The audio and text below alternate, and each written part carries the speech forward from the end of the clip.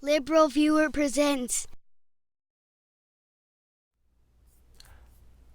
So, welcome to the June 16th edition of LiberalViewer Sunday Live Clip Roundup. Thanks for joining me. Happy Father's Day to all the fathers out there. I picked out the weekend's 15 best, most newsworthy clips from the Sunday morning news analysis shows from the big five corporate outlets of ABC, NBC, CBS, CNN, and Fox News, the so-called corporate media here in the United States, for what should be a really educational, informative, fair use media criticism and political analysis show for you all tonight. The political comedy, I watched Real Time with Bill Maher. I didn't take anything out of his monologue or any jokes from him. He did make one good joke about my main topic, the traitor Trump question mark, where Trump said, well, I mean, as Bill Maher put it in his monologue, it was more an observation than actually a joke, an observation of Trump's conduct that, he's been saying no collusion, no collusion, no collusion, no collusion.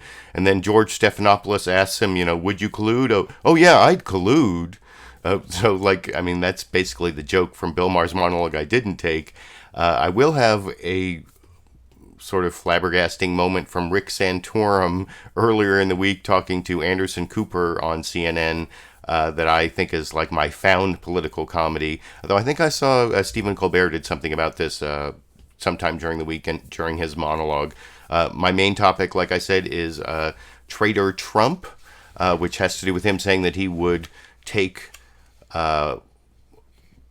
opposition research from a foreign source, even though that's illegal, and I'll talk about that more when we get to the actual news topics. You can follow along, by the way, my 15 clips and a couple still images at the end. I have a list of that at a link down in the video description. The last two are still images of the lineup on the Democratic debate. I have a clip of Bernie Sanders at the end talking about the Democrats.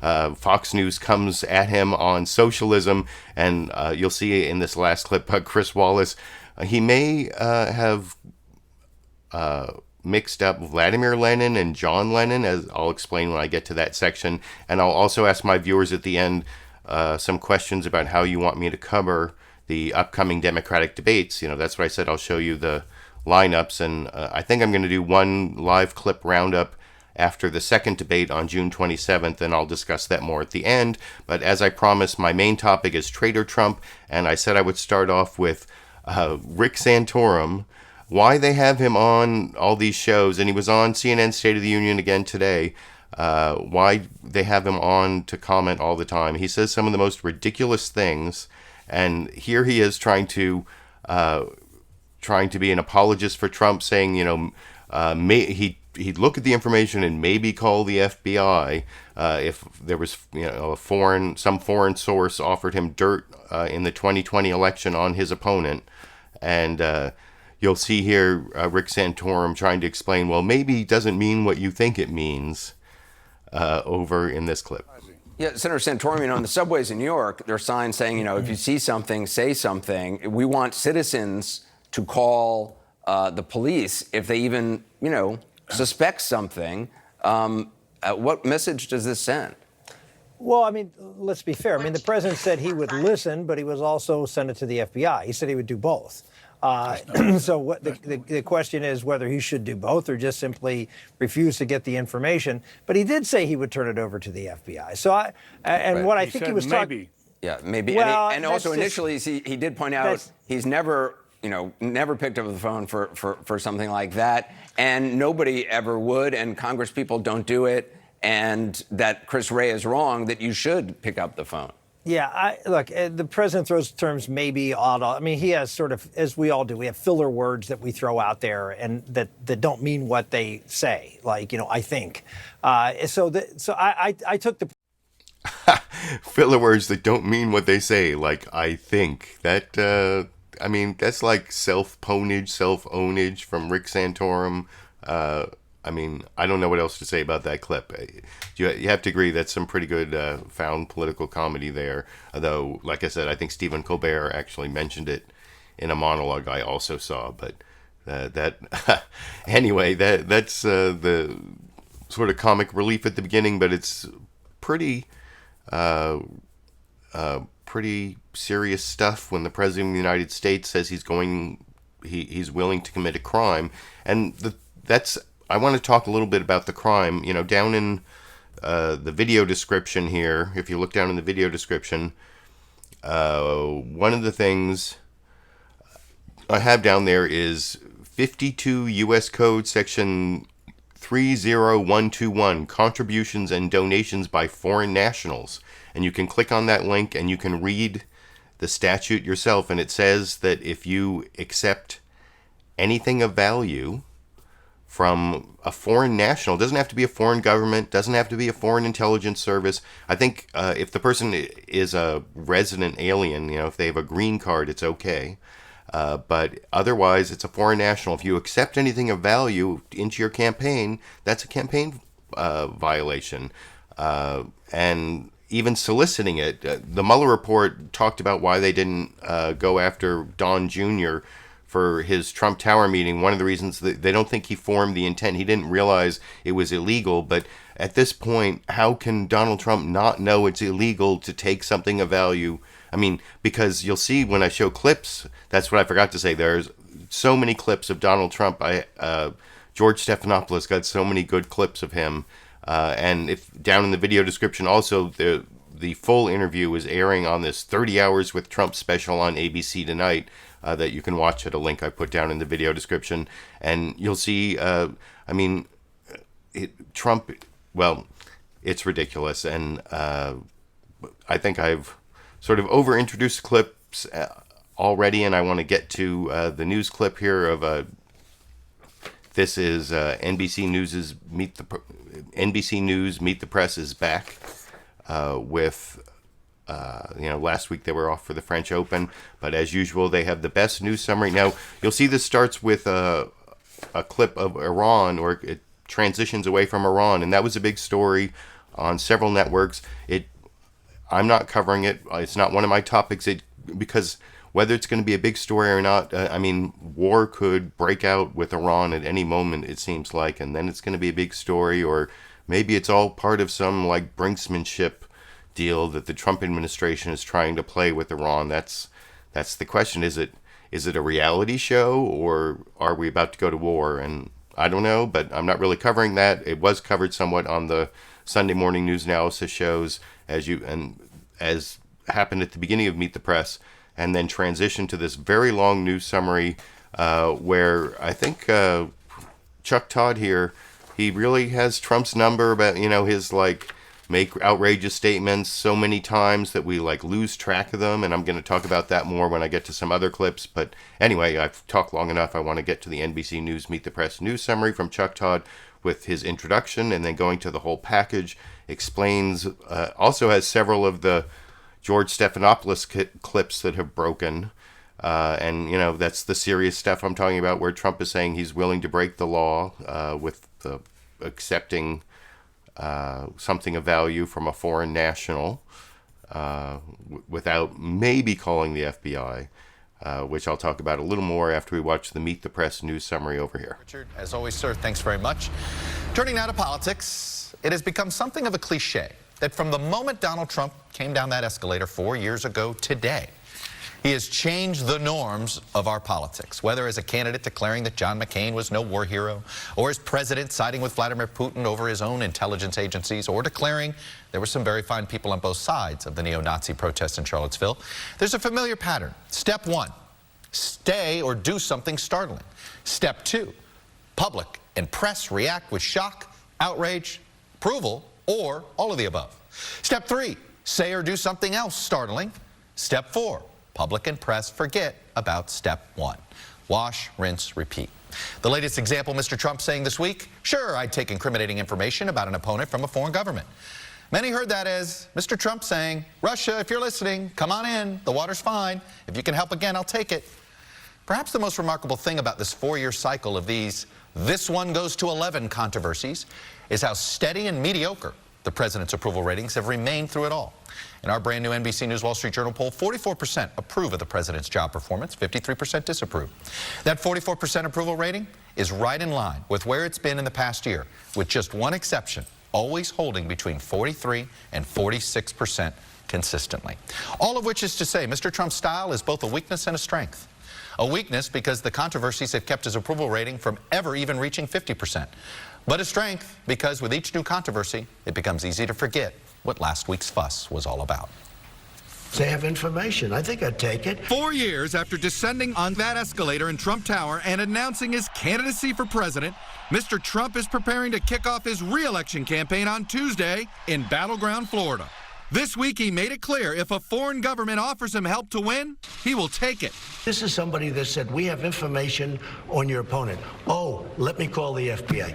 Give me a break. Life doesn't work that way. The FBI director says that's what should happen. The FBI director is wrong. His campaign called those Trump comments a directive. The president's directive, as he said, a case-by-case basis. He said he would likely do both, listen to what they have to say, but also report it to the FBI. But after some Republicans condemned the idea of accepting foreign help again in 2020, it would strike at the very heart of our democracy. I think it's a mistake. I think it's a mistake of law. And the chair of the Federal Election Commission pointed out that taking information of value from a foreign national is illegal. It's actually a matter of black letter law. It's pretty straightforward. On Friday, the president tried to backtrack. Of course, you have to look at it, because if you don't look at it, you're not going to know if it's bad. How are you going to know if it's bad? But of course, you give it to the FBI or report it to the Attorney General.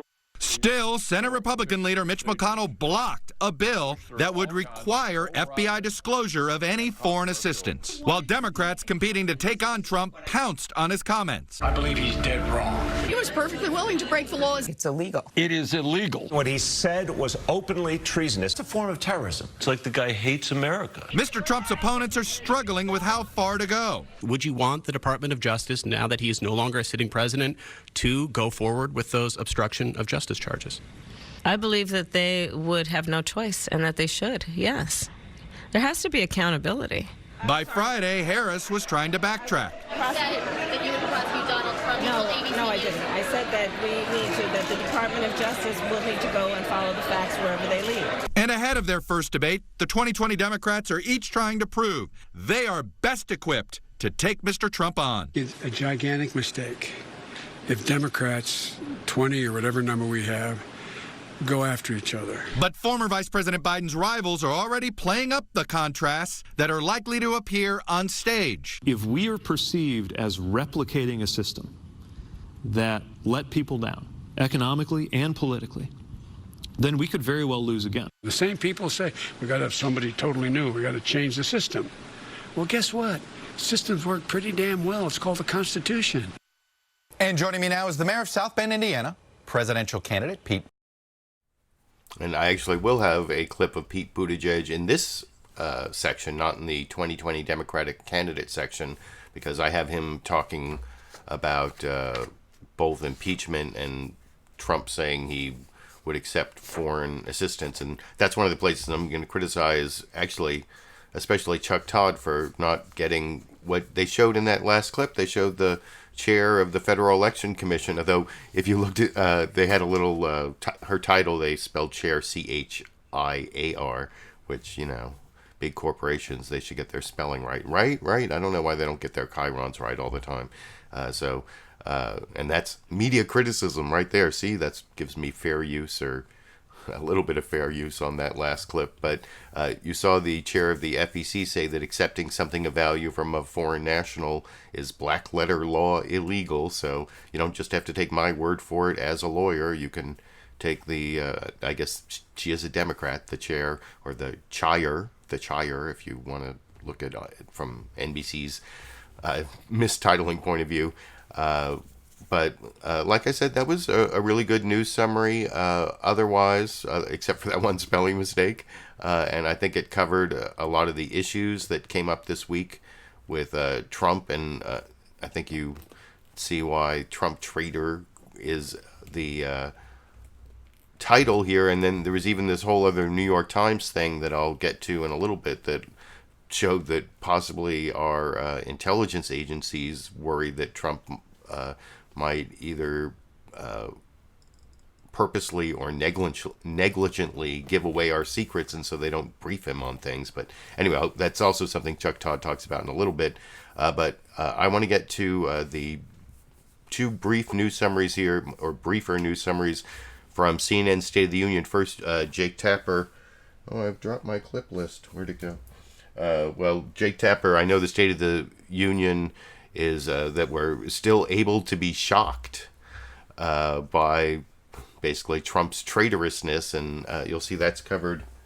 Where is this? Oh yeah, this is my clip list here. Those following, yeah, so still able to be shocked, and then you'll see Jake Tapper actually talks about this New York Times story, especially also talking about the part where apparently our intelligence agencies don't really trust the president to brief him on possible cyber attacks on Russian electrical infrastructure. That's at least according to the New York Times. And you'll see that Jake Tapper shows Trump accusing the New York Times of treason, which he calls, well, he doesn't use the word irony, but is, given what Trump's been accused of, is pretty ironic, as is clear in this news introductory news summary from Jake Tapper on CNN State of the Union this morning over here.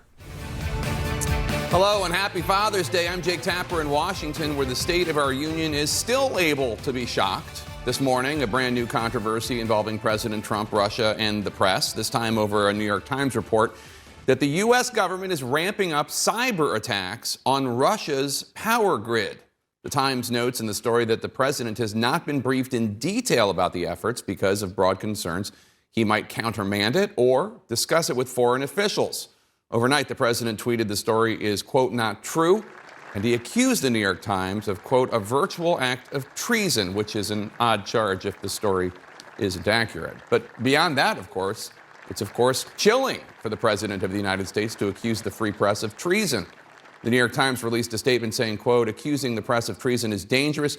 We described the article to the government before publication. As our story notes, President Trump's own national security official said there were no concerns, unquote. This caps off a week dominated by new fears about the security of the 2020 election after President Trump said this in an interview with ABC News. I think you might want to listen. There's nothing wrong with listening. If somebody called from a country, Norway, we have information on your opponent. Oh, I think I'd want to hear it. The comments drew criticism from Democrats and Republicans in a stern statement from the chairwoman of the Federal Elections Commission, who is a Democrat. On Friday, the president tried to clean up his comments, saying in another interview, quote, of course you give it to the FBI. But the president's remarks drew harsh condemnation from those who also might be the subjects of information from foreign governments, the president's opponents in the 2020 presidential race. And joining me now is South Bend, Indiana Mayor Pete Buttigieg. Mayor Buttigieg, thanks so much. And I don't actually have a clip of Pete Buttigieg on CNN State of the Union. I have it from Meet the Press because he pretty much did the same thing in all three interviews he did. So he was on Meet the Press, State of the Union, and Face the Nation. But you saw the one thing I wanted to add to, and the only thing I'm showing from CNN State of the Union, because I had used I used the Meet the Press Pete Buttigieg clip since I watched Meet the Press first. The only other thing I have is another brief news summary here. You saw Jake Tapper there said that Trump tried to clean up his statement about saying he'd be willing to take opposition research from a foreigner and maybe he'd tell the FBI. And he said that he would tell the FBI or he'd listen and then tell the FBI. Well, actually, I think the best description of what he said is in this next clip that CNN State of the Union showed later, right before their panel discussion. And if you listen to it, I think what Trump might actually be saying is that he would tell the FBI if he got cheated on the opposition research, if it ended up being bad information, like it was fake, like if he got good Oppo research, then no calling the FBI. But if it turned out to be bad information, then he'd call the FBI. This is only about 30 seconds long. You tell me what you think after we watch it together over here. Talk about the fact that President Trump did make headlines this week when he told George Stephanopoulos that he would be willing to accept dirt from a foreign government or a foreign individual. Stephanopoulos specifically mentioned Russia and China. He did try to clean it up. Take a listen. I think you might want to listen. There's nothing wrong with listening. Now, if I thought anything was incorrect or badly stated, I'd report it to the Attorney General, the FBI. I'd report it to law enforcement. Absolutely. This isn't normal, though, to say that you would accept dirt. So am I right? At least in that clip, I did not watch the Fox and Friends cleanup this week, I have to admit.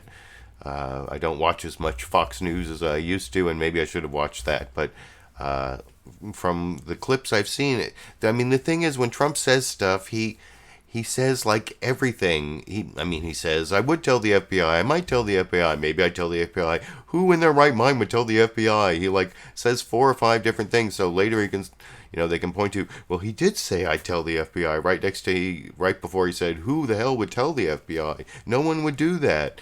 You ask the congressman, and you'll see it in clips later.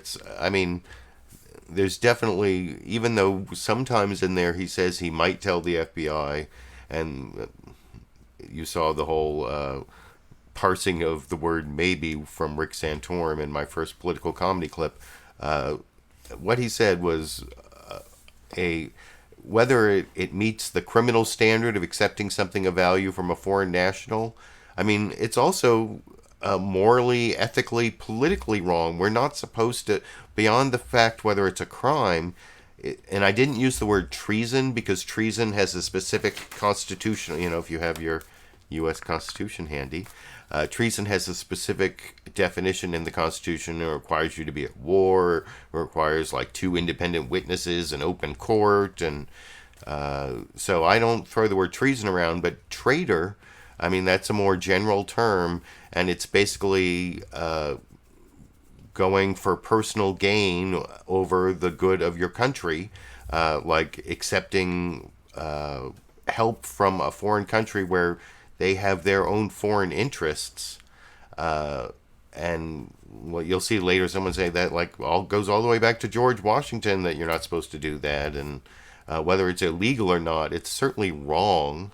It certainly is something that should be condemned by people, and that's why you saw in NBC News Meet the Press news summary, they showed a bunch of Republicans who don't contradict Trump. They say, well, that might be, and they tried to. I'm going to show you some Republicans try to be Trump apologists in a little bit, but all of them say, no, I wouldn't accept the help from a foreigner. But I want to show the ABC This Week with George Stephanopoulos news summary. It's pretty brief because they're the ones who made the big news, and Jonathan Karl, their White House correspondent, is in as the host. But then they show extensive clips of this George Stephanopoulos interview. I'm going to show you almost 3-minute clip, and then a little over a 4.5-minute clip. Although down in the video description, I think it's airing tonight, maybe even right now on the West Coast, the whole 30 hours with Trump special from ABC, and videos available at a link I put down in the video description. But here's the intro from ABC's This Week with George Stephanopoulos, which is kind of similar to the ones you saw before. They talk about how just the small excerpts from the interview by George Stephanopoulos have been rocking Washington, and that they say George Stephanopoulos got to ask the questions Mueller never got to ask, and that's one of the things I want you to keep in mind when we watch the clips later, is that this is why they wouldn't let Trump testify in person to Mueller and the grand jury, or in any way, because the guy just cannot keep his story straight. He says things that are outrageous, and the excerpts have already rocked D.C., as Jonathan Karl says in the news summary from ABC over here. Jonathan Karl. Good morning. Happy Father's Day, and welcome to This Week. Only a small portion of George's extensive interview with the president has aired so far, and those excerpts are reverberating throughout Washington. In just a moment, you'll see new scenes from our all-access ABC News exclusive. George asked the president questions that Robert Mueller never had a chance to ask him. But first, to underscore the significance of what we have already heard from the president, he did not see a problem accepting help from a foreign country, an adversary even, to win a second term. And if he received that kind of offer, he may or may not tell the FBI about it.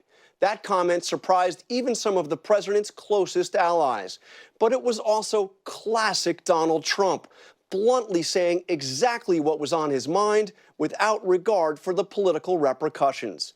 Prominent Republicans have stepped forward to disagree with the president on this, and Senate Democrats tried to pass a bill that would make it a crime to fail to report interference in an election. The president has since sought to clarify his comments. He called into Fox and Friends to say he would review the material from a foreign entity and report it if it was, quote, something bad. But then this weekend, he tweeted that he enjoyed his interview with George and, quote, I think I will do many more network interviews, sending the message he's not worried about the backlash. Also this morning, another big ABC News exclusive. We will be joined live by progressive firebrand Alexandria Ocasio-Cortez. She's part of the growing chorus in the House calling for an impeachment inquiry. And she may also be the most sought-after endorsement in the Democratic presidential primary. But now, more from George's interview with the president. Over 2 days, President Trump and I covered Over 2 days, he had a 30-hour access to Trump. And some people, I saw that was one of the things that was in Bill Maher's monologue that I didn't take, where he talked about how they're they're saying, like Laura Ingraham apparently in another Fox News show I didn't watch this week said, how could they let Trump do that? Put him out there where, I think he's not putting a toddler on a horse. He's doing an interview with one of the mainstream media outlets, but apparently he's too fragile for a ABC interview. They should just send him to talk to the Fox News people, and that's it, because like you saw from that intro, and I'll show you some of the excerpts after the next clip. I have the two Trump interview excerpts. One is the collusion excerpt, and one is the obstruction excerpt. But before I get to that, I want to show how this all played kind of in the alternate universe over on Fox News.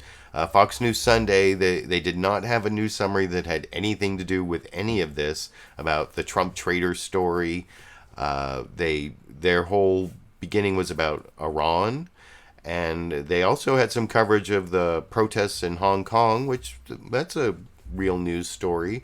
But the fact that they covered it and didn't cover any of this other stuff, that's a little suspect. And I already talked about the Iran story maybe being a big story, maybe being a reality TV, depending on whether war is about to break out with Iran or not.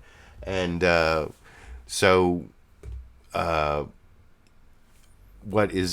what I have here instead of a news summary from Fox News Sunday is Chris Wallace introducing the topic of what Trump said, and they kept trying to hide the part about where he said they were really stressing that it was opposition research, dirt, and you'll see in the clip they use for their panel discussion here, they also emphasize that, and that, Chris Wallace does briefly say, from a foreign national, but they cut out the part of the question where George Stephanopoulos mentions would you accept, China, Russia, dirt from a foreign national, and they just have Trump saying, it's Oppo research, ask any member of Congress, they'll all do it. That's at the beginning of this. And then you'll see, what's his name, they're sort of they immediately switch to this poll about how 50% of Americans, this is a Fox News poll, 50% of Americans think that Trump coordinated with Russia, which Chris Wallace poo-poos, even though Mueller said no collusion, which Mueller of course didn't say. And even then they'll have a counter argument from one of their pundits. I forgot to even put his name in the clip or anything. This is we're about to do clip number 6 here, which actually is this guy, I think Guy Benson in it, and then there's even Donna Brazile is also in this clip, but she doesn't do a good job of talking about how there really was collusion and coordination, just not enough evidence to prove a crime of conspiracy or coordination with the Russia hacking. So this is the whole big Fox News spin before I get to the Donald Trump clips with George Stephanopoulos. Chris Wallace. There's a little bit of editing here. I think I took out some of the Donna Brazile in this clip. You go and talk honestly to congressmen. They all do it. They always have. And that's the way it is. It's called Oppo research. What the president said last night shows clearly, once again, over and over again, that he does not know the difference between right and wrong. President Trump creating quite a stir, saying he'd look at Oppo research from a foreign government, and House Speaker Nancy Pelosi hammering him for it. And it's time now for our Sunday group. Rich Lowry of the National Review, columnist for The Hill, Juan Williams, Guy Benson of Fox News Radio, and former DNC chair Donna Brazile. Well, the new Fox poll has some interesting numbers on this subject, and let's put them up on the screen. A record, this is pretty surprising, 50% now think the Trump campaign actually coordinated with the Russians in 2016. That's higher than a year ago, and it's higher than this March, just before release of the Mueller report cleared the president of collusion. Guy, it was pretty clear to me that Secretary Pompeo was not especially appreciative of my asking him about what it seems to me is an inescapably big story. But the president's answer, yeah, I'd look at it. It doesn't that only add to people's concerns about this? Yeah, it was a bad answer. He sort of went all over the place and touched all of the bases so he could go back and say, well, I did say maybe I'd go to the FBI, maybe you do both. And he cleaned it up. He mopped it up on Fox and Friends the next day. As for the poll that you just put on the screen, with 50% of Americans believing now that there was coordination between the Trump campaign and Russia, I just want to read, for the record, from the Mueller report, the investigation did not establish that the Trump campaign conspired or coordinated with the Russian government in its election interference. No, I know. I mean, that was why it was astonishing to me. But they accepted information, and they should have known better. Wait a minute. I want to go back to Donna, because we asked you for questions for the panel, and we got this on Twitter from Lou Sloan about the president saying he'd accept information from a foreign government. Lou writes, does the same question go for Hillary Rodham Clinton and the Steele dossier? So the question, Donna, is how do you answer, Lou, and what's the difference between the president saying he'd accept information, or at least listen to it from the Russians, and Hillary Clinton paying for the Steele dossier, where Christopher Steele actually got information from the Russians? Well, first of all, I don't like to conflate the two. I think it's bad to conflate the two, because I can go back to April 2016 and I can tell you what happened, not with Fusion GPS, because I did not hire them when I became chair of the party. They were already working for the Washington Free Beacon. Later, Fusion GPS was... the Democrats ended up paying for it. The Democrats ended up paying indirectly the Clinton campaign, because the law firm Perkins Coie paid Fusion GPS. You don't conflate the two. When you get opposition research from the Russian government and the Russian intelligence service, you know that's about Russian interests. I don't conflate the two. The Steele dossier, you read the Mueller report, at least I did. He barely mentions the Steele dossier. And if people want to... Well, some people say that's the problem, and that, of course, it's an inspector general. But even and they go into... it goes off into Fox News world there, and you saw Donna Brazile making the argument I was talking about earlier, the moral, ethical argument about how, if you're accepting help from the Russians, it's in the Russian interest, because it's coming from the Russian government, it's not in American interest. That's the whole, traitor argument. But what she didn't do a good job of is distinguishing between the Steele dossier and Hillary Clinton paying Christopher Steele, a former British spy, for dirt on Donald Trump, although it was actually Republicans who started off the funding of the Christopher Steele dossier. But the difference between that and what I was talking about before, accepting something of value from a foreign national, which is a campaign finance violation, like I said down in the video description, about halfway down, if you go through all those links, I guess, is 52 U.S. Code Section 30121, contributions and donations by foreign nationals. And you can click on that link and you'll see that to take something of value from a foreign national into your campaign is a crime. But to buy something from a foreign national, look at it this way. If there's this guy, this British guy in the UK named Christopher Steele, and he is selling you $1,000 worth of campaign buttons that say vote for Trump, and you buy that $1,000 worth of campaign buttons for $1,000 and he sends them to you, that's a transaction at fair market value. That's not a campaign contribution. But if that guy Christopher Steele, he sends you that $1,000 worth of campaign buttons without you paying for them, that is a contribution from a foreign national that violates the statute I was just talking about. Well, it's the same thing with the Christopher Steele dossier, that they paid Christopher Steele, this former British spy, to go find dirt on Donald Trump having to do with his ties to Russia. And that's the other distinguishing characteristic here, is the reason that it involved Russia, why Christopher Steele was getting this dirt from Russia, is because they were getting dirt from Russia about what Trump had been doing in Russia with Russians.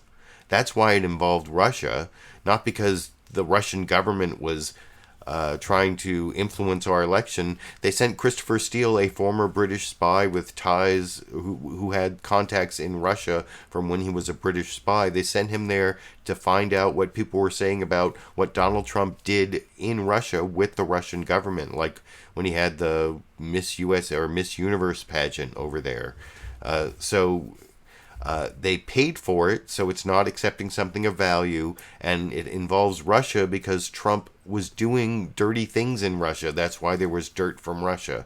So those are the two big distinguishing characteristics between the Steele dossier and what Trump did with the stolen emails from the DNC that went through WikiLeaks, and that was the coordination. Anyway, I'm going on and on about collusion, but there was collusion.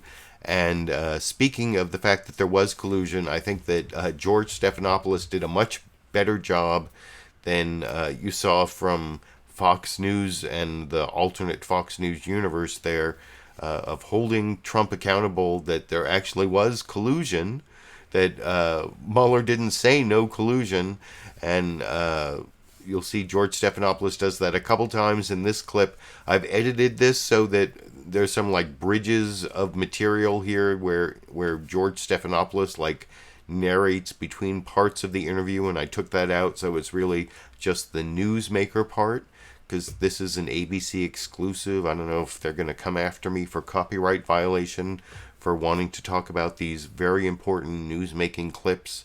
And like I said, if you want to see the whole interview, there's a link down in the video description to the 30 Hours with Trump ABC News exclusive website where you can watch the whole interview. But here is George Stephanopoulos holding Trump accountable like a real journalist, I think, on the fact that Mueller didn't say no collusion. And I don't know if Trump ever got the message, but Stephanopoulos tried his best, as I will discuss with you after we watch that clip together over here. Have a phony witch hunt, which is just a phony pile of stuff. Mueller comes out, there's no collusion, and essentially a ruling that no obstruction, and they keep going with it. You know what? People are angry about it.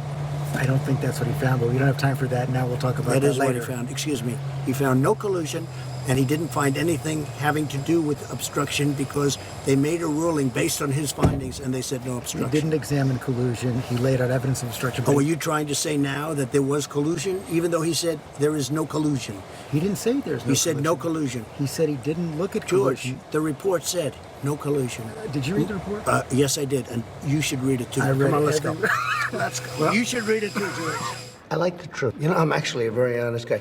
If I thought they were correct, I wouldn't be complaining at all. I understand that. It's like the witch hunt that goes on. No collusion with Russia. There was no collusion.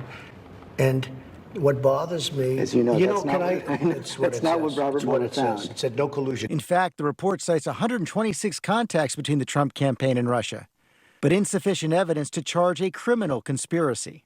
No, George. All I want is the truth. All I want is fairness. But you say that, for example, you were pursuing a Trump Tower in Moscow during the campaign and denying any relationship with Russia. George, let me tell you, I didn't even do a deal in Moscow. You know, I don't even think they had land. it. Excuse me. Pursuing. What does pursuing mean? You mean because somebody walks in and says, hey, we're looking at it? Do you know that I don't even think they had a site? I don't even think they knew who was going to do the deal. It was a concept of a deal, more of a concept than anything else. It was a concept of a deal someplace in Russia, probably in Moscow, and I was looking at places all over the world. Didn't voters have a right to know that? I wouldn't mind telling them. There's nothing wrong with it. In fact, I didn't consider that pursuing a deal when you don't even have a site. Then that stunning admission about the prospect of accepting help from a foreign power in 2020. This time around, if foreigners, if Russia, if China, if someone else offers you information on an opponent, should they accept it or should they call the FBI? I think maybe you do both. I think you might want to listen. There's nothing wrong with listening. If somebody called from a country, Norway, we have information on your opponent. Oh, I think I'd want to hear it. You want that kind of interference in our elections? It's not an interference. They have information. I think I'd take it. If I thought there was something wrong, I'd go maybe to the FBI if I thought there was something wrong. But when somebody comes up with Oppo research, right? They come up with Oppo research. Oh, let's call the FBI. The FBI doesn't have enough agents to take care of it. But you go and talk honestly to congressmen. They all do it. They always have. And that's the way it is. It's called Oppo research. It's called Oppo Research. And you saw parts of that clip played through a bunch of the news summaries, but that is much larger context there. And does the larger context make Donald Trump look better or worse? I think worse. And I did leave in some of the bridge narration there. I showed how George Stephanopoulos showed the many contacts between the Trump administration and Russia, and that the Mueller report said that there wasn't enough evidence to charge a criminal conspiracy, but that doesn't mean no collusion. And like I said, I think George Stephanopoulos did a great job of being a journalist there and holding Trump accountable on the collusion issue. And he did the same thing on the obstruction issue, which got briefly mentioned there. In this next clip, I think I cut out pretty much all the bridge narrations of George Stephanopoulos. One of the things that's in there... Did I drop my... Oh, here it is. One of the things that comes up is the U.S. Constitution. This is my copy of the Constitution that I got from the ACLU, which I'll talk about a little more, but you might want to, if you have your Constitution with you, if you have your ACLU Constitution, you can turn to page 12, which is the beginning of Article 2, because you'll see Donald Trump really misuses the meaning of Article 2 here.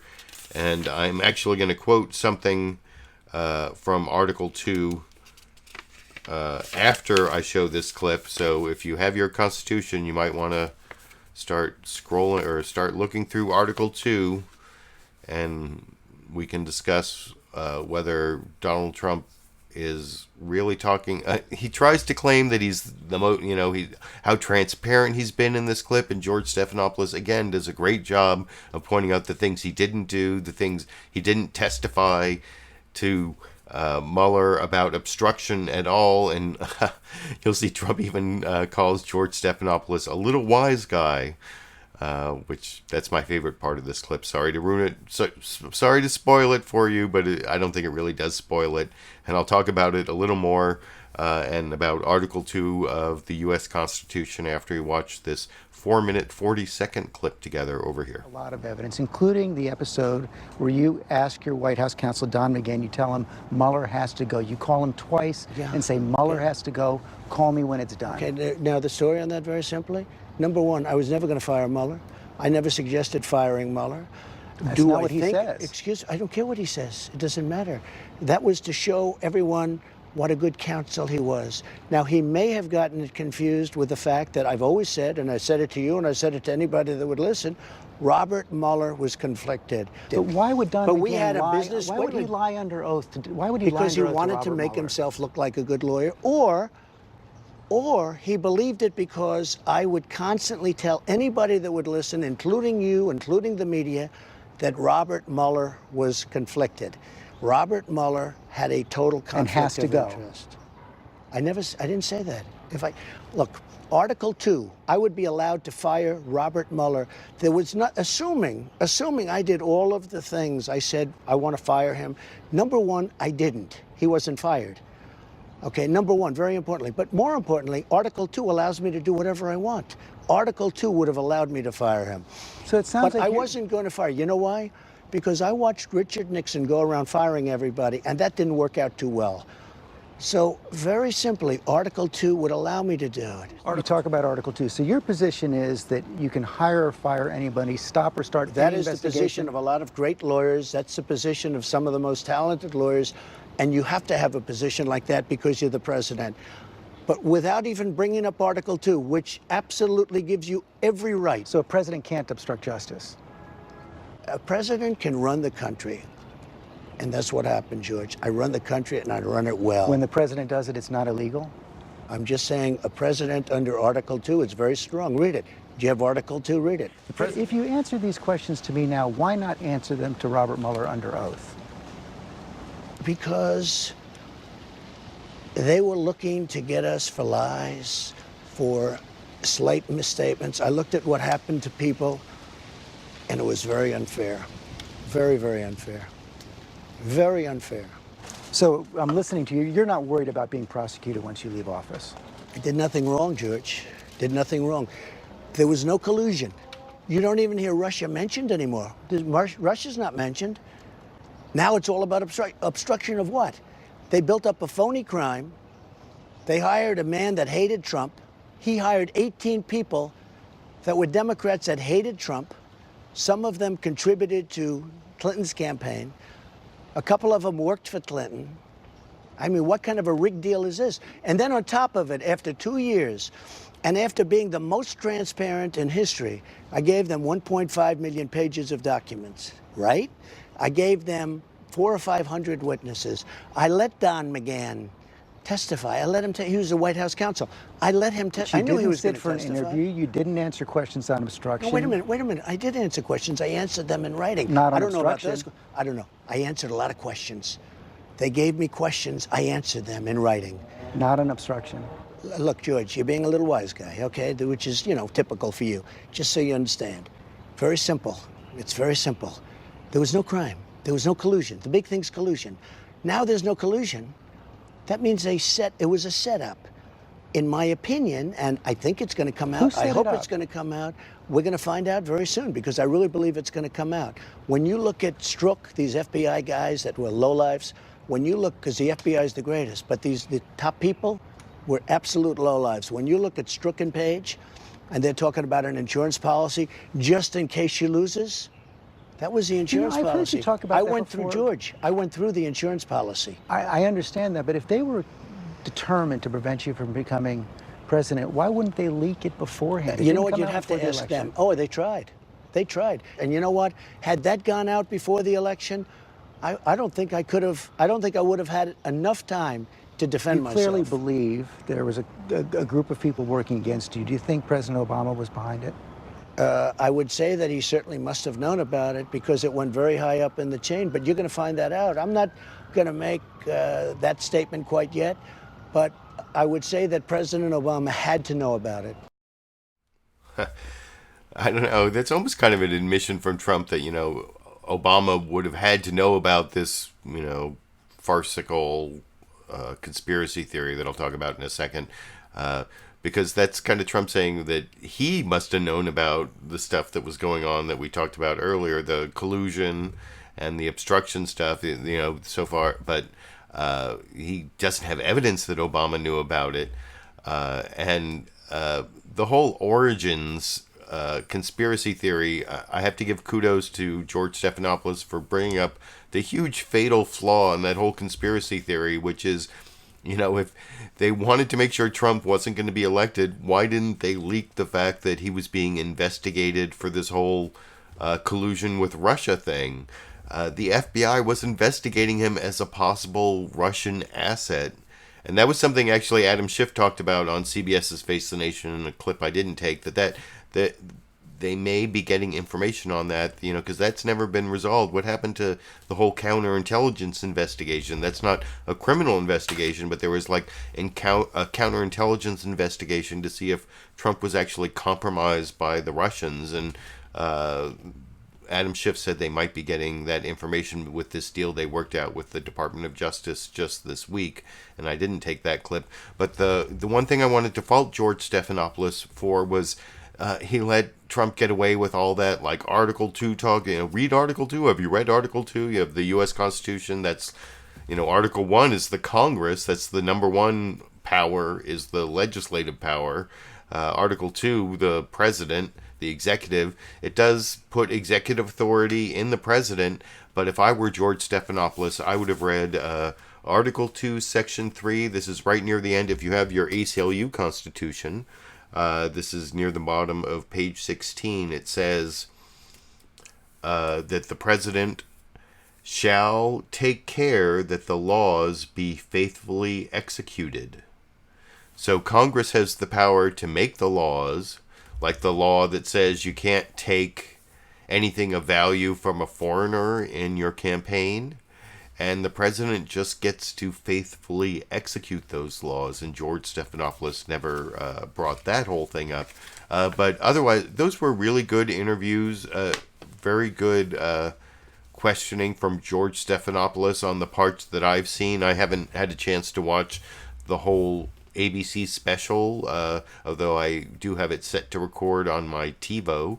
And down in the video description, like I said, I put a link to the ABC page for the 30 Hours with Trump ABC News exclusive. And I think, like I said before, I showed those clips that it shows why Trump's lawyers and Trump himself were wise not to submit to live questioning. You saw how George Stephanopoulos pointed out that he only answered questions in writing and never on obstruction. And if you read Trump's answers, and I put a link down in the video description to the Mueller report that includes Trump's answers, it shows that it was pretty much written by lawyers, not by Trump. But I want to show how Republicans are covering for Trump. And the first two clips I want to show you, the first clip I want to show you is Representative Steve Scalise, and he's over on NBC News' Meet the Press, where Chuck Todd asks him about this New York Times story. First, asking him whether he supports offensive actions against Russia, and apparently this malware put into their electrical infrastructure. As a way to deter them from interfering in our elections, but then also asks about the other part of the New York Times story where Trump apparently has not been completely briefed by his intelligence services because they're afraid that he will get mad about it, tell them, order them not to do it, or inadvertently or purposely give away the cyber warfare operations to their Russian targets, as you'll see in this questioning of Steve Scalise by Chuck Todd on NBC News' Meet the Press this morning over here. So many others. There's a new story in the New York Times today that highlights a more aggressive tack that the U.S. government is doing now against Russia in planning potential, essentially, forms of malware into the Russian power grid, taking a more offensive approach rather than just doing this on defense. Do you support that new policy? Oh, look, you've got to take every step possible, first of all, to make sure what happened in 2016, what the Russians attempted to do to meddle with our elections when Barack Obama was president, doesn't happen again in 2020 or any other election. And so I'm glad that the administration has been taking aggressive actions, including, if you saw in the executive order the president issued over a year ago, allowing DOD to be more aggressive at making sure they can protect not only our grid, but go after anybody who's going to try to mess with our election security. It was interesting, though. I want to point out one little nugget in that story. Apparently, the president was not fully briefed on this operation. I want to show you one part of this New York Times story about that. It says Pentagon and intelligence officials describe broad hesitation to go into detail with Mr. Trump about operations against Russia for concern over his reaction and the possibility that he might countermand it or discuss it with foreign officials, as he did in 2017 when he mentioned a sensitive operation in Syria to the Russian foreign minister. The president obviously was very upset about this story even getting in the public domain, as he tweeted about it last night. Do you believe that these officials made a mistake not briefing the president about this operation? Well, Chuck, the president and the White House have already pushed back against a number of elements of the story, but the bottom line is the president's taking aggressive action against Russia. I wish that would have happened in 2016 when they were trying to meddle with our elections, but I think the message is being sent right now. If the Russians try to take some action against our elections or any other country, we are already ready to go after them, and it should have happened in 2016. I'm glad that the president's being aggressive against any foreign country who's going to try to meddle with our elections. By the way, do you think that the Republican campaign arm of the House ought to pledge not to use... So, yeah, so at least Chuck Todd there asked Steve Scalise about the second part of the New York Times article that said that there are members of our intelligence, of the U.S. intelligence community, who don't want to brief Donald Trump on cyber warfare against Russia because they think that he might countermand those projects, or that he might give it away to the Russians. And so at least Chuck Todd mentioned that. Steve Scalise let him get away with blaming Obama, and that seems to be, at least Trump is doing something and Obama didn't do something, and never mentioning that, like, Obama mentioned something about Russian interference, but tried to get a bipartisan statement, and Mitch McConnell said, no, if you make that statement, we will make it a partisan statement, and we won't join you because we'll say it's, you're attacking the... it was Mitch McConnell that stopped Obama from making a stronger statement on Russian interference in the 2016 presidential election. Chuck Todd didn't bring that up at all, and but at least he brought up the fact that our intelligence services won't brief the president on, at least in detail, on what's going on with cyber warfare against Russia. In these next two clips, both from Fox News Sunday, as you would expect, and then also from CBS's Face the Nation, Secretary of State Mike Pompeo is asked about this New York Times article, but never asked about the part where it says that the intelligence service won't brief President Trump on the cyber warfare. And then there's, in both questionings, you'll see that there's a follow-up on what Trump said about accepting foreign Oppo research on an opponent in the 2020 election. If you watched earlier, I showed Chris Wallace saying, referencing his interview with Mike Pompeo and saying that he got very upset about the questioning you'll see in this next clip. And I don't know why Mike Pompeo got so upset with Chris Wallace, but not Margaret Brennan in the clip after next for the exact same questioning. But anyway, I'll talk about all of that a little more after we watch Fox News Sunday and Chris Wallace talking to Mike Pompeo about that New York Times article, but not talking about how our intelligence services don't trust the president over here. Well, let's talk about another country, Russia. The U.S. is reporting today that the U.S.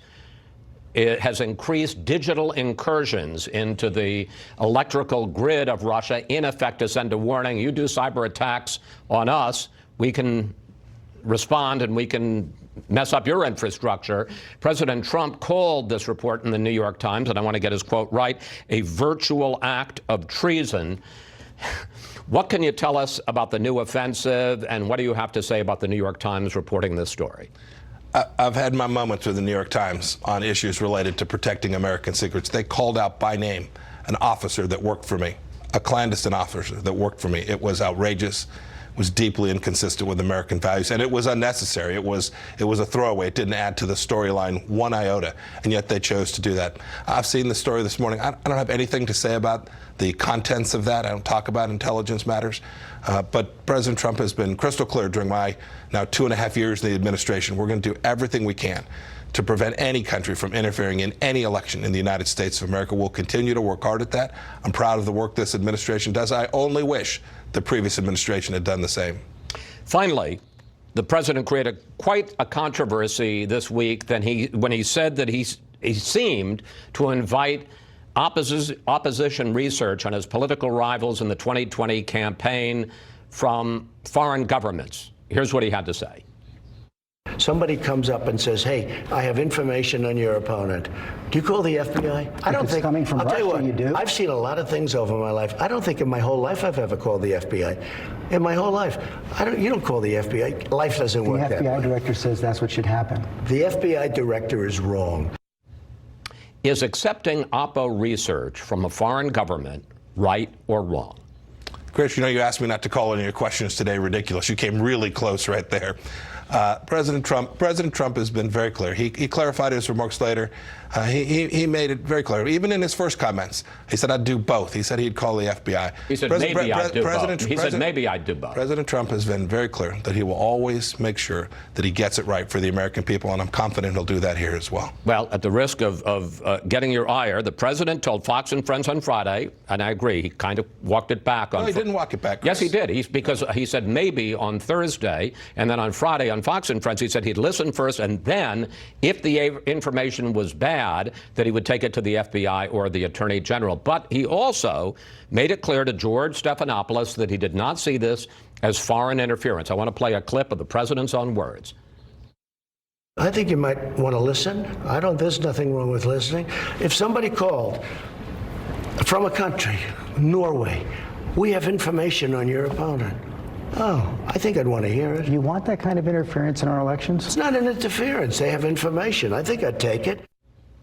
He says it's not interference, it's information. The country, sir, and I don't have to tell you, has a long history dating back to George Washington in saying that foreign interference in our elections is unacceptable. Chris, President Trump believes that too. I have nothing further to add. I came on to talk about foreign policy, and I think the third time you've asked me about a Washington piece of silliness that chased down a story that is inconsistent with what I've seen President Trump do every single day. I will leave it there. I think I only asked you twice, but that's all right. Mr. Secretary, thank you. Thanks for your time, and happy Father's Day, sir. Thank you. Up next. Silliness.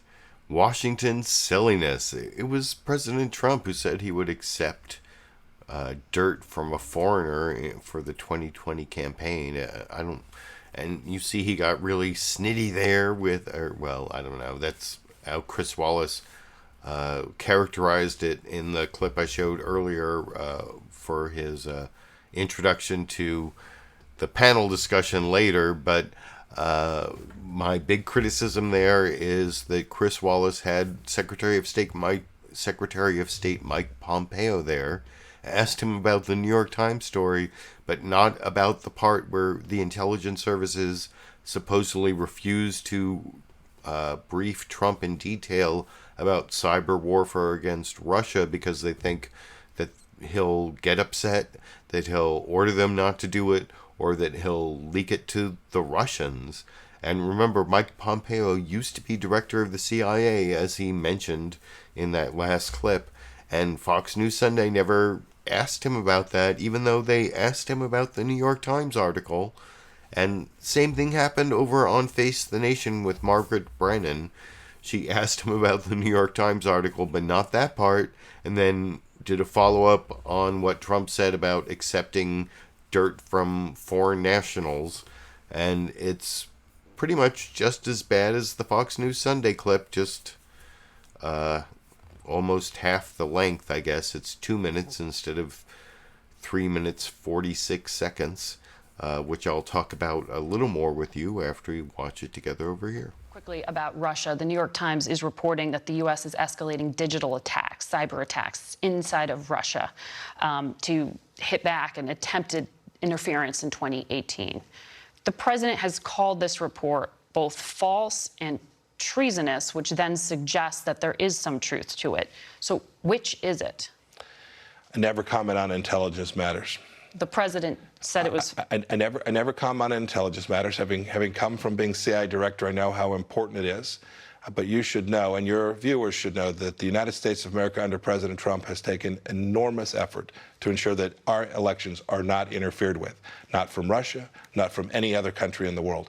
It's a serious matter. It's one that this administration took seriously at the direction of President Trump from the very beginning of his time in office, and will continue to do that. I only wish the previous administration had been so serious about preventing election interference. It's interesting that we are sharpening this point because it's the same week when we heard from the president, as you know, who told an interviewer on ABC earlier this week that he would first listen to a foreign government if they tried to offer him dirt on an opponent and then make a decision as to whether or not to inform the FBI. As the former CIA director, someone who talks every day to foreign governments, what would you advise the president to do?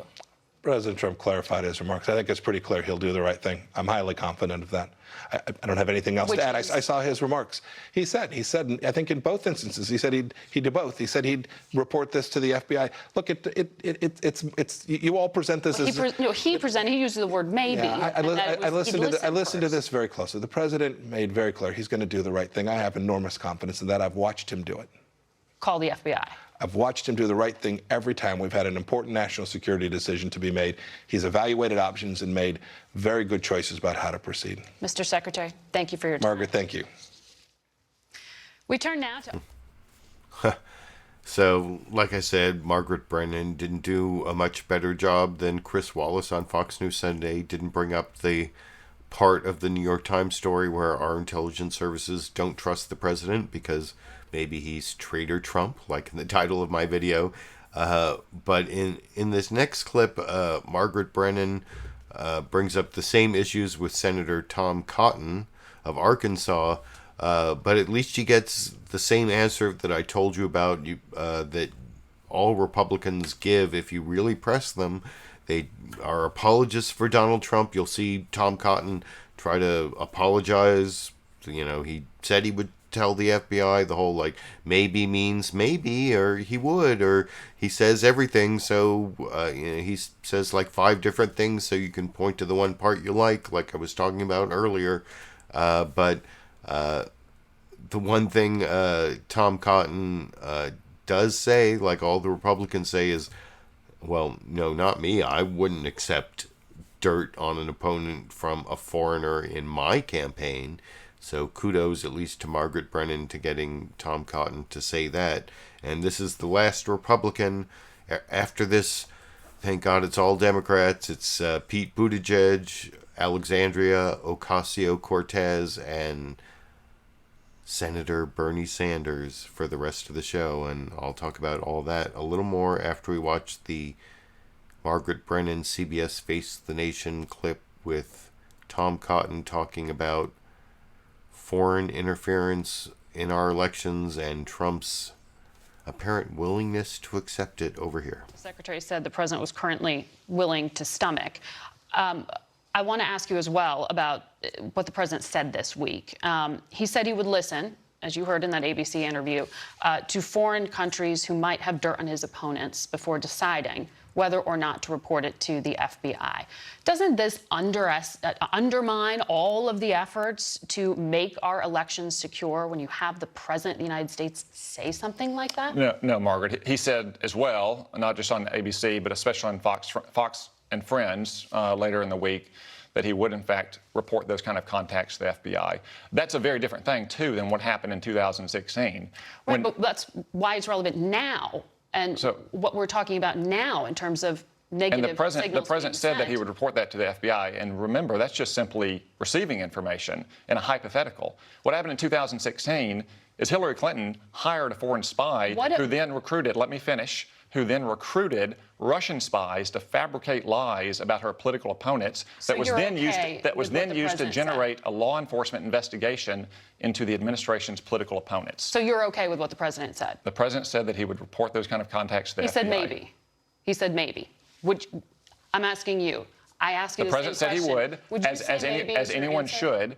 And what people should not do is what Hillary Clinton and the Democrats did, which is hire a foreign spy to recruit Russian spies to fabricate lies about their political opponents. Is Tom Cotton's answer to the question maybe when it comes to offering you and your campaign dirt? I would report those kind of contacts to the FBI. No, maybe. Thank you very much, Senator. We'll be back in 1 minute with Congressman. So yeah, there, Margaret Brennan got a no maybe from Tom Cotton on whether he would personally accept foreign interference in his election.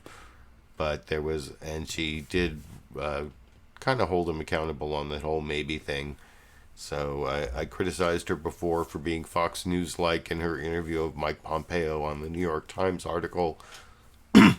She did a better job there, and now I have 3 Democrats, like I said, Pete Buttigieg, Alexandria Ocasio-Cortez, and Bernie Sanders. And it's NBC, ABC, and then Fox News. The first 2 clips are in this Trump traitor topic. And here's Pete Buttigieg talking about both his reaction to what Trump said and what he thinks about foreigners interfering in our elections. Although, like I said much earlier in the show, I think that Chuck Todd here emphasizes the opposition research part and not enough the part that I talked about that was illegal, accepting something of value from a foreigner, which I'll talk about a little more after we watch that Pete Buttigieg clip together over here. That's a fair point there. Let me ask you this about the president's comments having to do with accepting foreign interference. If somebody offered your campaign dirt on either President Trump or a Democratic candidate, what would you do with that dirt? You wouldn't do anything with that dirt. You would call the FBI. This isn't even Would you even look at it? Complicated. Would you ever look at it? No, you call the FBI. Look, the moment that you look at it, you have implicated yourself, and I don't think you would want to do that. Look, some things are complicated in politics and ethics. This is not. And this is not theoretical either. A hostile foreign power successfully attacked our democracy in the last election, and there's no indication that they're going to back off from trying to do it in the next election. That's why it's shocking to hear the president say what he said. Then again, he specializes in shocking us so that we can't talk about anything else. And I hope that while we are forcefully responding to the outrageous suggestion that he would do something illegal in that situation, it's not making us less able to talk about our own agenda of making Americans' lives better off, of delivering better wages, better living standards, health care, and all the other issues on which Americans trust the Democratic Party. He needs us talking about him so that we're not talking about voters, because when we talk about voters, we win. We will call out his wrongdoing and then return right to our message, because that's what's going to make for a better America all the way to the 2050s. You responded to a question about this idea of prosecuting a former President Trump, possibly having a Justice Department look at the obstruction case. And you're basically open to this idea that if that's what the Justice Department says, then they should pursue it.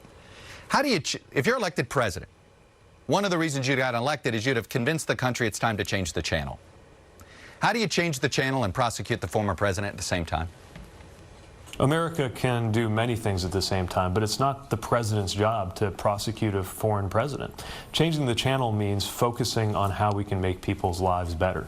And if, in parallel, there are investigations going on into criminal behavior by people who were formerly at some of the highest levels in our government, so be it. That's how the justice system works. But the most important principle here is the independence of the judiciary. The independence of the DOJ is obviously not something this president respects. He's treated it like it ought to be his own personal law firm. So this won't be a litmus test for your Attorney General. You would tell your Attorney General, look at it if you want to. I'm not going to tell you which way to come down on whether to prosecute the former president of the United States.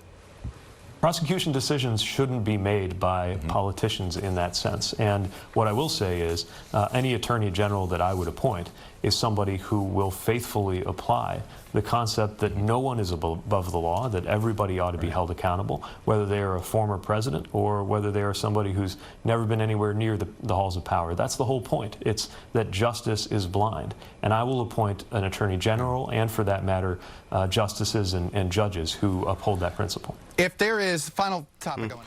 So, yeah, I thought Pete Buttigieg did a good job answering there. I liked the general principles he talked about. I don't know if you heard Sandy just shaking right there. And I will have a bonus Dash and Sandy clip in a minute. What I don't know what Sandy wants here, but I did watch Pete Buttigieg give basically that same answer 3 times, which made it seem a little less, spontaneously smart and more practice than if I'd watched it 1 time. And like I said before I showed the clip, I thought that Chuck Todd didn't emphasize the acceptance of something of value from a foreign national, which is the actual crime in his questioning. The last clip I want to show on this topic, Sandy's lying back down, is the Alexandria Ocasio-Cortez clip, also on this impeachment issue. And I think she actually does a really good job. I see some conservatives saying she's dumb, and actually she comes across as really smart to me. And some of the things she said about how impeachment has to be about Congress doing its job and not being political, and especially the way she zeroes in on Mitch McConnell. And I'll talk about that a little more after we watch this clip. She talks about a Mitch McConnell scandal that hasn't gotten a lot of media focus because, like Chuck Todd said in the first news clip, the Meet the Press news summary, that there's this whole scandal, and you can't even remember all the scandals because of all the scandals. And there's been this Mitch McConnell scandal that Alexandria Ocasio-Cortez mentions, and then something else she mentions about Mitch McConnell is really important that's not in this clip that I'll talk about after we watch this clip together over here. You have 41 freshman Democrats that are in seats that were held by Republicans.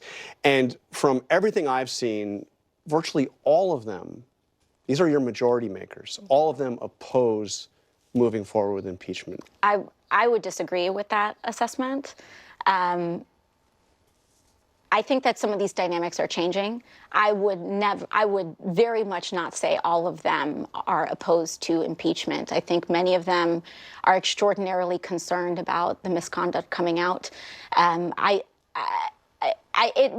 have to look at the process. There is opening an impeachment inquiry, and then there's the impeachment vote itself. Right. There may be some that are out on the impeachment vote itself, but I think that there is a growing sentiment, even among many of these frontliners, as we call them, swing district Democrats, that think we should at least open an inquiry and look into the abundance of evidence, 10 counts of obstruction of justice, 4 with rock-solid evidence. We have violations of the Emoluments Clause. We need to at least open an inquiry so that we can look at what is going on. And that is what opening an impeachment inquiry means. Isn't there a risk, and I know I take your point about not wanting to do this for politics, but politics is very real here. Absolutely. Even if you open the inquiry, there's a vote, the president is impeached, obviously he would still have to be convicted in the Senate with a supermajority. That's not going to happen. Right. So don't you risk handing him a political victory here? So I think there's a couple of scenarios here. One, there's always the possibility that you open an impeachment inquiry and it does not result in a referral. That we open the inquiry. Wouldn't that be a victory for look at everything? Trump too, though? I think that this is about us doing our jobs. And if we're talking about what's going to be a victory for Trump and what's not going to be a victory for Trump, then we are politicizing and we are tainting this process, which should be removed from politics. That being said, Lindsey Graham himself set a very low bar for impeachment in 1998, in the late 90s, with the impeachment of Bill Clinton. That impeachment did not result in a vote by the Senate. But I think for us, what we need to really realize is, are we doing our job as a member of the House? And the Senate has their entire responsibility. Mitch McConnell has over 100 bills. He hasn't brought election security to his feet. And let's not forget that he's involved in this mess, too. His wife, Transportation Secretary Elaine Chao, just was revealed by the New York Times for having a whole web of potential conflict of interest. And as it relates to bringing projects to Kentucky as well, I mean, there's a whole other separate set of issues in the Senate, but I think we need to be concerned with our job in the House. And what about this question of... So kudos to Alexandria Ocasio-Cortez for bringing up the Elaine Chao, Mitch McConnell scandal with the graft going to Kentucky transportation projects, potentially. That's sort of a new scandal that I was recently reading about. But she also talked later in a clip I didn't show about how winning back the Senate is really key in 2020 to the Democratic agenda. In addition to getting a president, I actually had this weird idea of changing the rules on filibusters so that the filibuster rules require that, each senator is, there are 2 senators from every state. And so each senator is attributed half the population of their state, and overcoming a filibuster would require like 50 or 60% of the population of the United States based on the last census, with each senator getting half of the vote from their state. Wouldn't that be like a cool new, like more democratic filibuster rule where it took into account the population of the states? But anyway, that's the last clip I want to show on the Trump traitor topic, which I think I have definitely justified with the clips I showed. The final topic, there's only one clip for, is the Democratic candidate 2020 update. I have one clip from Bernie Sanders, but I also want to talk about June 26th.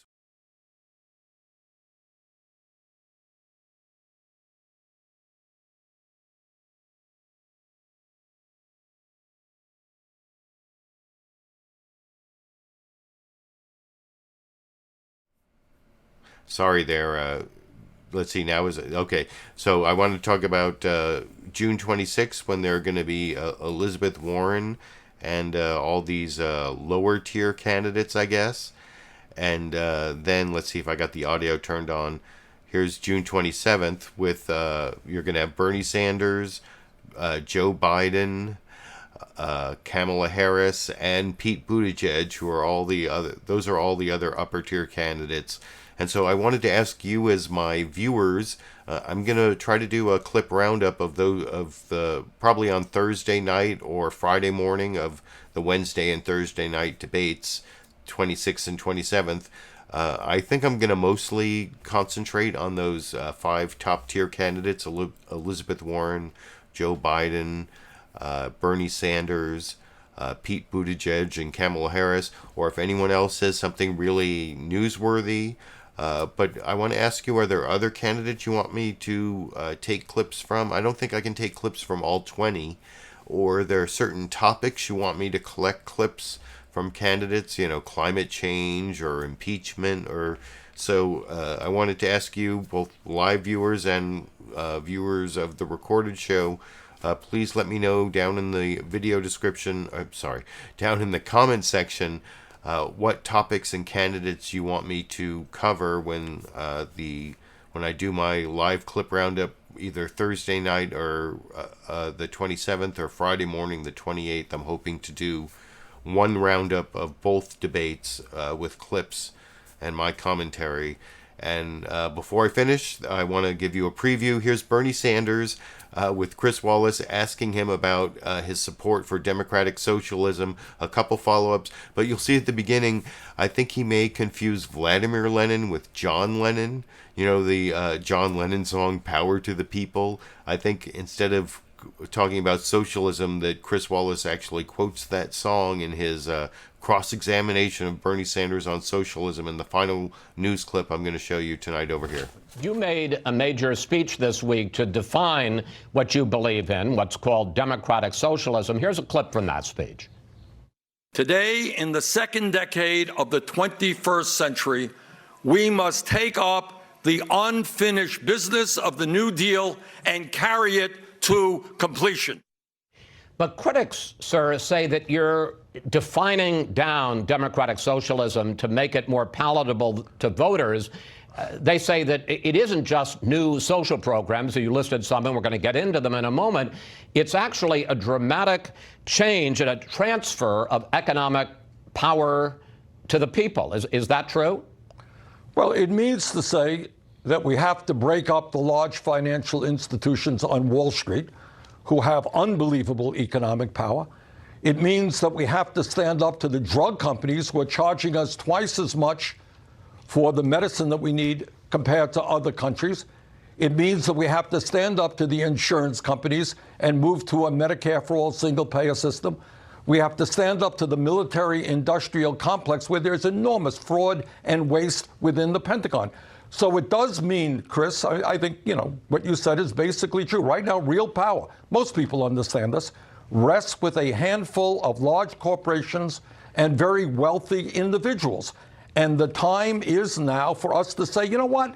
We need an economy and a government that works for all of us, not just the 1%. And if people want to accuse me of believing in that, I plead guilty. Yeah, that's what I believe in. I believe in a vibrant democracy where ordinary people get a fair shake rather than just the 1% getting it all. Sir, let me drill down on that, because here's what Maria Zvart, the executive director of the Democratic Socialists for America, told the New York Times last year.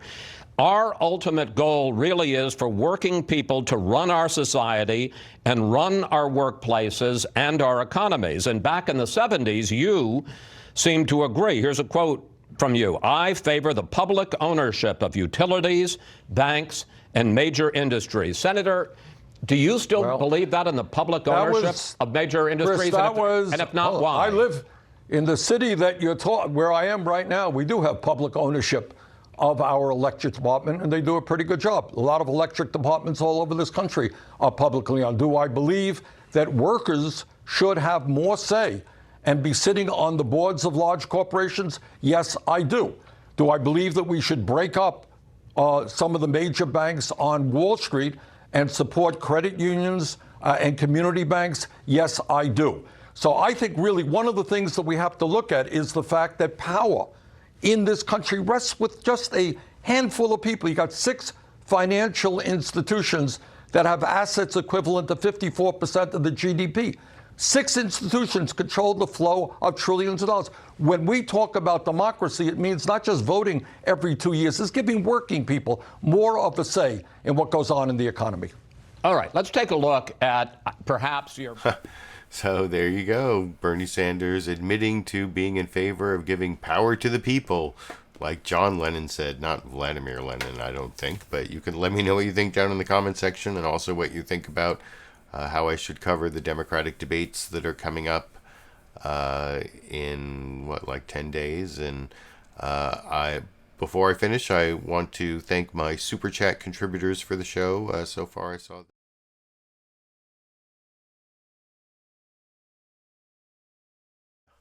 Thanks for, I'm glad you like the shirt. I have been leaning a little towards Elizabeth Warren, as I've talked about, and I'll talk about that more. And what I think about her, she has a big opportunity being the only top tier candidate in the first night of the debate. But I don't know, she could, if she doesn't do well, it could put the spotlight on her failure. So it's upside and downside. We'll see how that goes for the debates. And I did promise a Dash and Sandy clip. I wanted to show you, I've shown you a bunch of food bowl interactions, but they also interact a lot at the door. Here's you get to hear Dash whining a lot, Sandy whining and Dash shaking his head in response, and then how they, how you can see a cat going out the door while the dog goes in the door in the 22 seconds to end the show here.